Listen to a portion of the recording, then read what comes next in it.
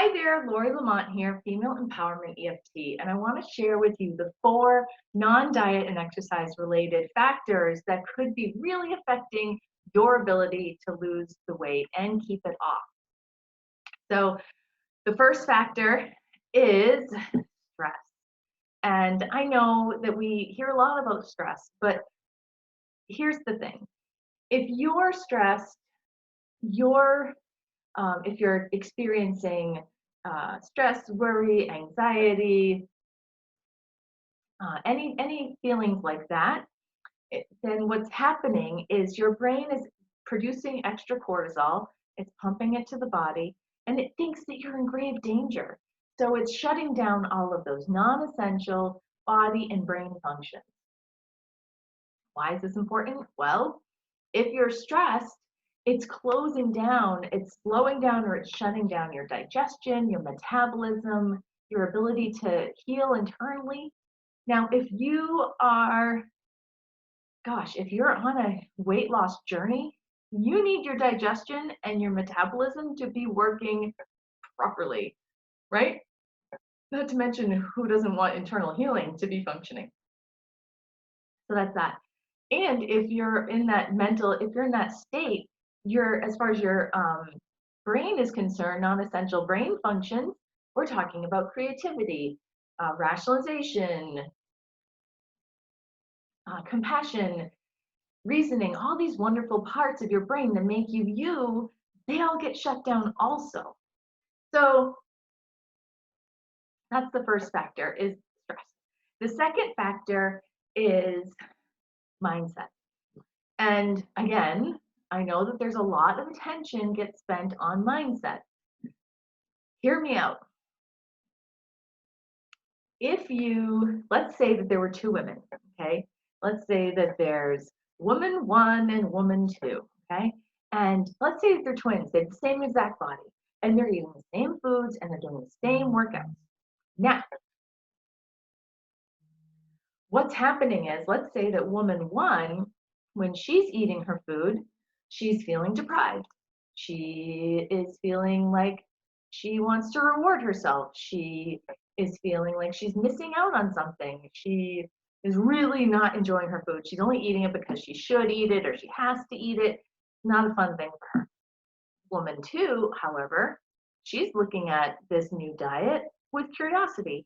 She's excited about new recipes. She's happy to try new things. She's feeling nourished. She's feeling fulfilled physically. Now, woman 1, as far as exercising, it's something she should do, she has to do, and she hates doing it. It's work. She doesn't like it one bit. And she's dreading every burpee and every push-up and every whatever. And it's this terrible, awful thing that she has to do.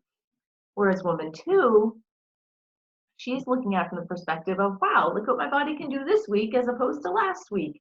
And she's proud of herself and she's excited about using her body in new ways.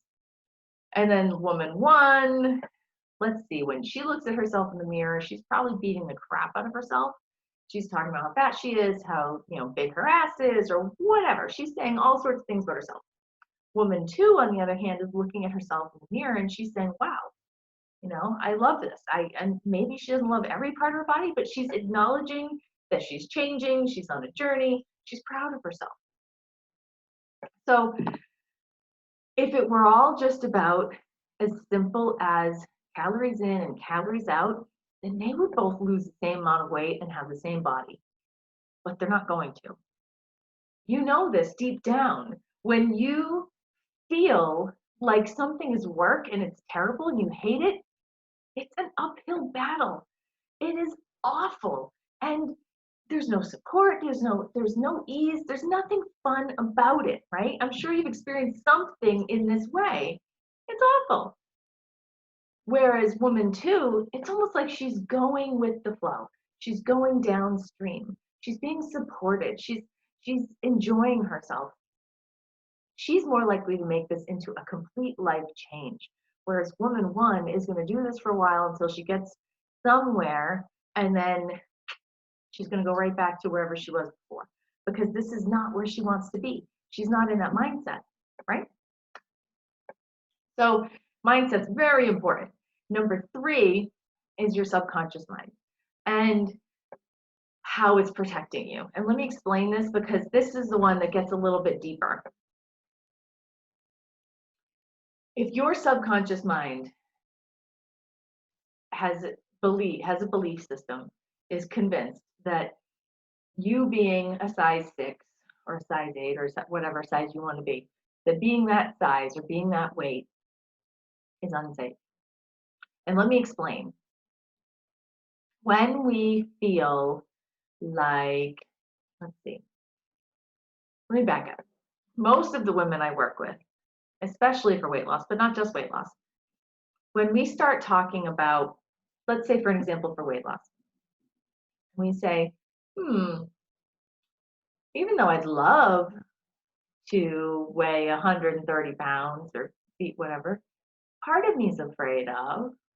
And we start to access, and we start to get into the true deep nature of what's really holding us back.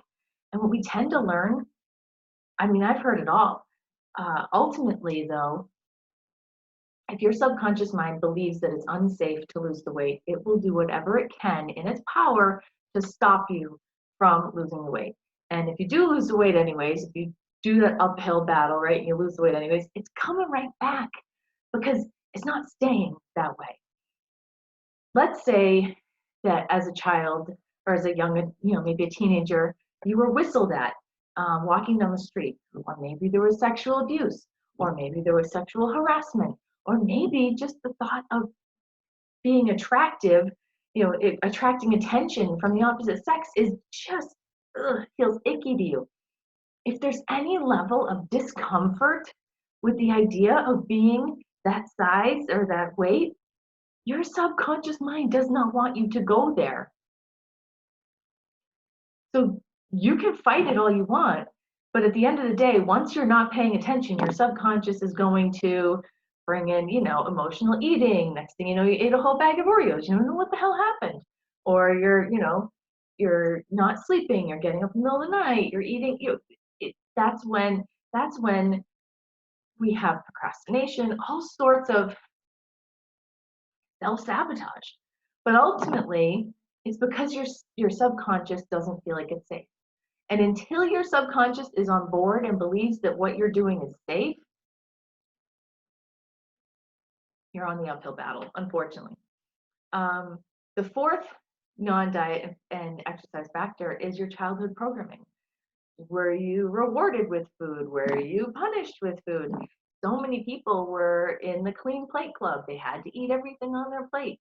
They had to, or they were made to feel guilty if they didn't eat all their food. They were told that they had to have this food, you have to eat all your food or it's rude. It's not polite, right? So maybe you were taught, you were heard that you were a good eater. Maybe your parents always said that, oh, she's a good eater. Oh, she's a picky eater. There's all these things that we observed, that we learned as children in relation to food. Self-soothing with food. I mean, think about when you're a baby, right? And you're crying, you're upset, or when you're first born, even go through all that whole trauma of being under the lights and everybody's poking and prodding and measuring you. And then what's the first thing they do? They hook you up to a boob or a bottle. Your very, very, very first memory experience out of the womb. And they're soothing you with food. Okay, so this is what we were taught as programming. These are like the programs that we run. I mean, if you think about it, your brain's a lot like a computer program. So those are the 4 non-diet and exercise factors. Now for the solution. For me, I use tapping. EFT tapping is a form of acupressure. We tap through the points. Good news is it has been scientifically proven to reduce your cortisol levels. It sends a calming signal to the brain. So right out of the gate, as far as the stress is concerned, you can reduce your stress and you can get your digestion and your metabolism functioning again just by tapping, okay? Next thing, mindset. Once you start doing the tapping, you're going to be able to access all of your brain. I like to say, you need to be playing with a full deck in order to have the right mindset, right? So By doing the tapping, accessing all of the functions of your brain, now you're able to shift your mindset, and now you can be woman two. So this can be a lifelong change for you.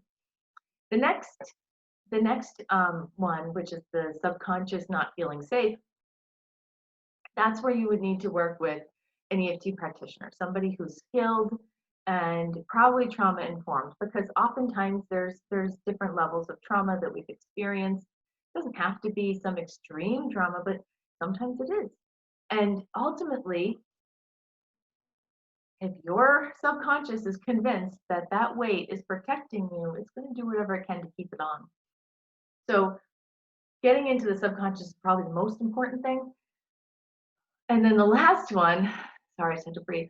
The last one being the childhood programming. Tapping is great for changing beliefs, changing belief structures, programming all of it. So tapping to me is like the one-stop shop. It can really solve these problems for you and get you to a place where you can actually have lasting results. Wouldn't that be nice? So if you want to learn more about how you can use EFT for yourself, I have actually a wonderful online group that I run and facilitate, and we really tackle these different topics throughout the group. There's different levels of membership, so some people join in and they're a part of it on just a support level. Some people join and they're all the way in, and they're having individual sessions and they're getting really deep results. And you can kind of pick what works for you. But at the end of the day, if it was as simple as somebody saying, this is what you should eat, and just eat it, and this is what you can eat and don't eat it, and this is what you should do for exercise, and that's it. If it was just that simple, there would not be a single obese person. There wouldn't be a single issue with weight out there in the world. Because if it was just as simple as, okay, I'm just going to eat these foods and not eat these foods and do this exercise, and that's it, there would never be a problem. But there is a problem. And the fact that there's a problem shows you that it's more than just diet and exercise. It's up here. It's our subconscious, it's our programming, and it's our experiences. If we were traumatized, or if we had any level of abuse or anything at all, right? It needs to be addressed. So I want to thank you for watching this video. I want to thank you for being here with me. If you have any questions, all the answers should be right here on this website. But if you have any questions, at the bottom of the page, there's a spot where you can contact me directly. I encourage you to do that. I'd love to hear from you. And I want to thank you so much for being here. Take care.